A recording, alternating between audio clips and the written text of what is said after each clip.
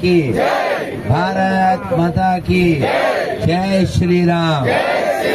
जय वीरभद्र स्वामी की, जय वीरभद्र स्वामी की, जय वीरभद्र स्वामी की, जय वीरभद्र स्वामी की।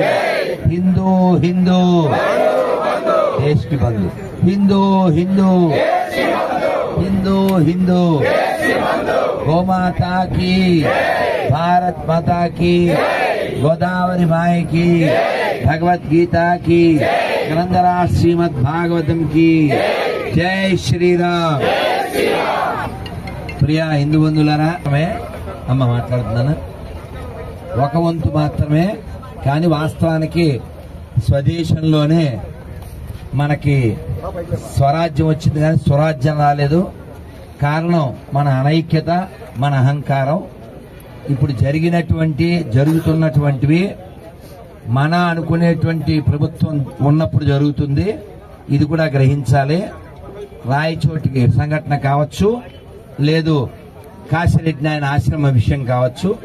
దీన్ని బట్టి మనం తెలుసుకోవాల్సింది ఏంటంటే, మనం కార్తీక మాసంలో ఏ భోజనాలు చేయాలి, ఏ భోజనాలు చేస్తున్నాం. ఇక్కడ మారవలసిన దరిద్రులు, ఆలోచించాల్సింది, మాట్లాడాల్సింది, పోట్లాడాల్సింది, పరిశీలించాల్సింది. ఇవేమీ చేయకపోతే నశించిపోయేది. కాబట్టి గుర్తుపెట్టుకోండి. కాబట్టి కొనాల్సినప్పుడు, తినాల్సినప్పుడు హిందీలో దేకండి, లేకపోతే తెలుగులో ఎలాగా దేగుతారు. ఇప్పుడు దేగుతున్నాం కూడా, అర్థమైందా? ఇప్పుడు వచ్చేటప్పుడు చూశాను, అక్కడ హనుమంతుడి గుడి ఉంది. ఇక్కడే వచ్చేటప్పుడు ఇక్కడ కనపడింది.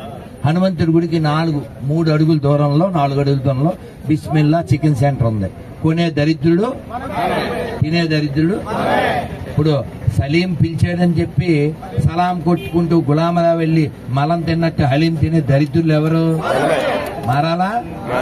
ఈ సెక్యులర్ కుక్కలతో పోలిస్తే కుక్కలు హట్ అయ్యి వాడికి హక్కుంటే కేసేస్తాయి. కాబట్టి మనం దృష్టి పెట్టాల్సింది ఇతర మతస్థుల మీద కాదు, మనలో ఉండే. కాబట్టి మనం బాగా చెక్ చేయాలి. ఈ వెధవలకి మనం మార్చుకోవాలి. అలాగే ఇప్పుడు ఎవరైతే ఇప్పుడు రాయచోటిలో జరిగిన దాడిలో ఎస్ఐ కావచ్చు, కలెక్టర్ కావచ్చు, వీళ్ళు అలా మాట్లాడడానికి కారణం ఏంటంటే భయం లేకపోవడం. ఇప్పుడు కొండల మీద సిలువలు పోతున్నారు, చర్చిలు కడుతున్నారు, ఎక్కడ పడితే అక్కడ మజార్లు కడుతున్నారు, దర్గాలు కడుతున్నారు, మసీదులు కడుతున్నారు. ఇంకా దరిద్రం ఏంటంటే చర్చి నుంచి, మసీదు నుంచి ఒక్క రూపాయి రాదు, ఒక్క తప్ప. అటువంటి వాళ్ళకి మనం కట్టే ట్యాక్సుల నుంచి జీతాలు, యాత్రలకు పైసలు. ఎవరి డబ్బులు అవి? మరి కోర్టులో వెయ్యాలా? ఎవడో దమ్మున్న లాయర్లు లేరా? లాయర్లు ఉంటే ఉపకారం లేదు, అర్థమైందా? కారు ఉంటే సరిపోయిందా అందులో ఇంజన్ లేకుండా? కారు ఉంటే సరిపోయిందా ఇంజన్ లేకుండా?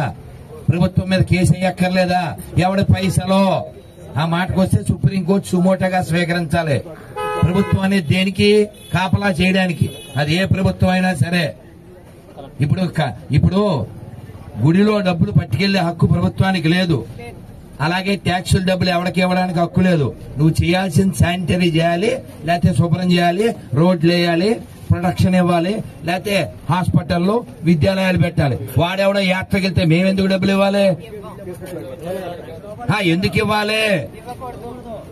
మేము దర్శనానికి వెళ్తే మా దేశంలో మేము డబ్బులు కట్టాలా, టికెట్లు కట్టాలా, క్యూ లైన్ లో నుంచోవాలా?